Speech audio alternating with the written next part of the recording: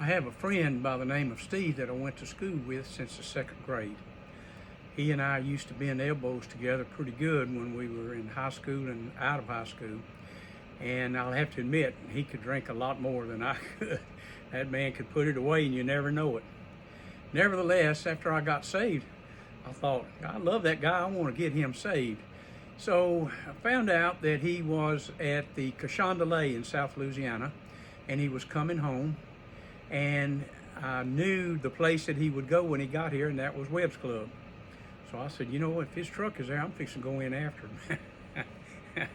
Well, I go in, I see his truck, and there he is, and I'm saying, hey man, let me tell you about this Jesus I just got. He said, looked at me and he says, ho, ho. And all the other guys around were looking at me and looking kind of hostile because they didn't want anybody interrupting their party. And he said, let's go outside because I can't talk in here and I'm about half drunk and these guys are not going to let me talk to you. I said, okay. So we went outside and got in his truck and I started talking about Jesus. He said, man, you know, I've always had the fear of the Lord. I'd always say my prayers at night before I went to sleep. He said, but I tell you, I have everything. He says, you know, he's a brick contractor and he had about 15 men on his crew. He would gamble, flip a coin for $1,000. Nobody does that. He had a liquor cabinet that was bigger than some of these nightclubs. And he said this most amazing thing. He said, I don't know what it is that you have, and I've been looking for it, but I see the joy on your face, and I want that. And I went, okay, you can have it. All you got to do is ask Jesus into your heart. So he did, drunk. He was drunk. So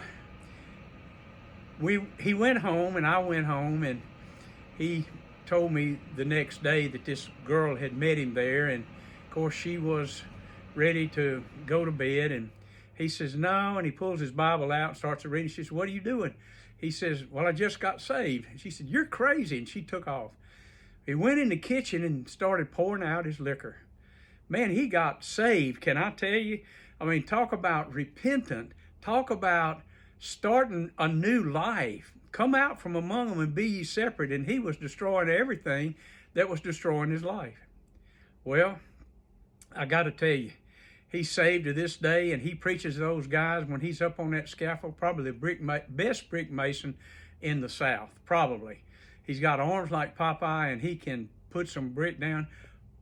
Specialty is laying concrete blocks. Man, he is so strong, he can put them down like most of those guys put bricks down. Nevertheless, he's saved, winning people to the Lord, and his key was, when he saw me, was he wanted that joy. Let me tell you something. If you want to be joyful in your life and you're looking for it in a bottle or in drugs or whatever it might be, let me tell you, Jesus will give you joy because that's what he's all about. And he loves you and he wants your life to enter into the kingdom of God. He's more than willing to give you the kingdom if you will just say, be my Lord. That's it. Come into my heart. So having said that, God bless you guys. Love you. Go in peace. Bye.